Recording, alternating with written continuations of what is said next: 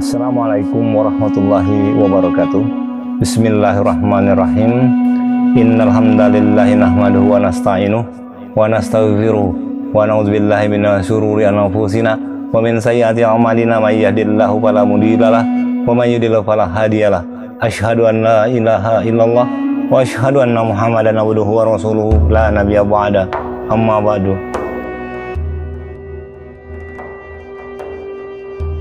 Ingatlah Allah selalu, seirama dengan detak jantungmu. Aku istilahkan amalan ini dengan siaga zikrullah.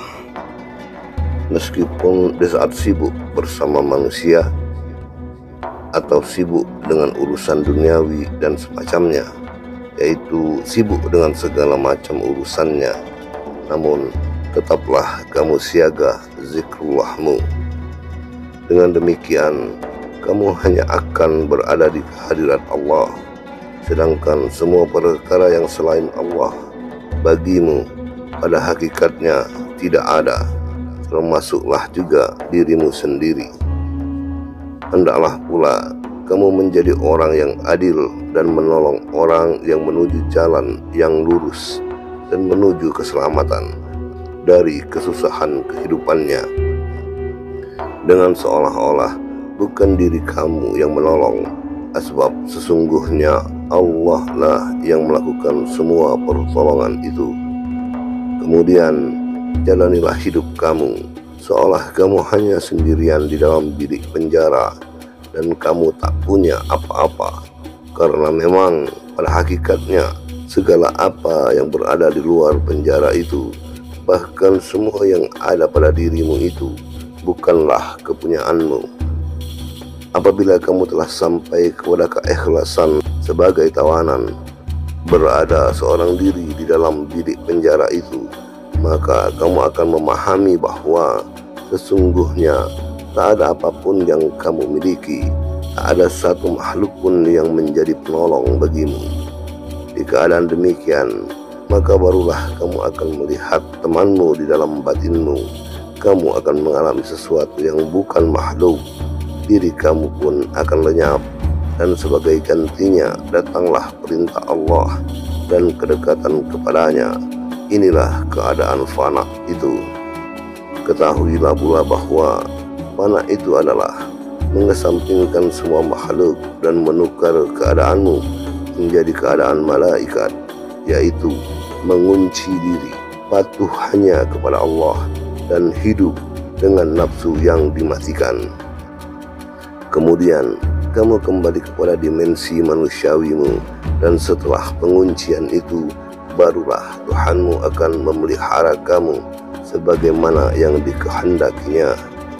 Di dalam peringkat ini, kejahilanmu akan menjadi pengetahuanmu, kejauhanmu akan menjadi kedekatanmu, diam kamu akan menjadi zikir kepada Allah, dan keadaanmu yang mengherankan itu akan membuktikan kedekatanmu kepada Allah Subhanahu wa Ta'ala.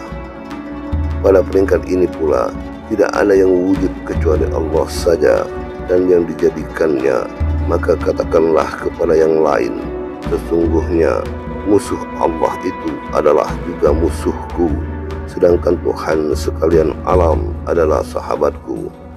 Barang siapa telah mengalami peringkat ini, maka ia akan mengetahui banyak rahasia ilahiyah.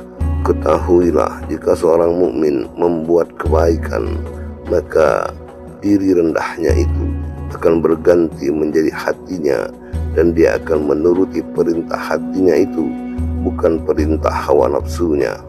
Jika kamu menginginkan peringkat yang mulia ini, maka gunakanlah Islam, dan kemudian menyerahlah selalu kepada takdir Allah. Setelah itu perolehlah ilmu Allah, kemudian sandarkanlah diri kamu sepenuhnya kepada Allah, dan senantiasa berada di sisi Allah. Jika kamu berada dalam eksistensi kamu yang demikian, maka kamu akan menjadi kepunyaan Allah sepenuhnya. Menetaplah kamu berada dalam bilik kesendirianmu pada peringkat atau derajat yang mulia seperti itu, maka Allah akan tempatkan kamu pada saf terdepan dari semua barisan manusia, baik manusia yang masih hidup maupun yang sudah mati. Kemudian hatimu bertukar menjadi rahasia. Rahasia itu pun juga berganti menjadi fana. Keadaan fana itu pun bertukar lalu menjadi eksistensi dirimu yang lain. Kemudian eksistensimu itu akan memerintahkan kepada semua segala hal ikhwal yang meramaikan ruang kolbumu dari selain Allah untuk hengkang pergi melalui tiap-tiap pintu kolbu itu. Maka eksistensi dirimu pun akan membangunkan kesadaran kolbumu, yaitu suasana kehikmatan kolbu yang penuh, yang selanjutnya akan menjadi pelatarannya surgawi. Dan disinilah sebenar-benarnya inni wajjahtu wajhiya lillazi fatara as-samawati wal arda hanifan musliman wa ma'ana minal musyrikin. Sesungguhnya aku hadapkan wajahku kepada Allah yang telah menciptakan langit dan bumi dengan segenap kepatuhan dalam keadaan tunduk, dan aku bukanlah dari golongan orang-orang yang menyekutukannya. Di pelataran surgawi inilah kamu menghadap Allah dengan privasi penuh, sepenuh-penuhnya. Dan inilah pelataran derajat dimuliakannya seorang hamba yang dia berdiri karena kepatuhannya, dihadapkan wajahnya di hadapan Allah Azza wa Jalla, yaitu di setiap salat fardu yang diamalkannya ikhlas lillahi ta'ala.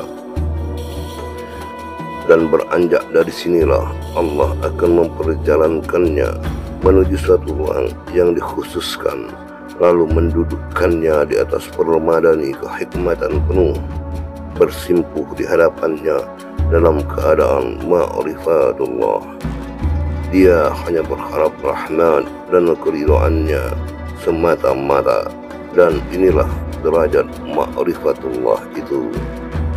Wassalamualaikum warahmatullahi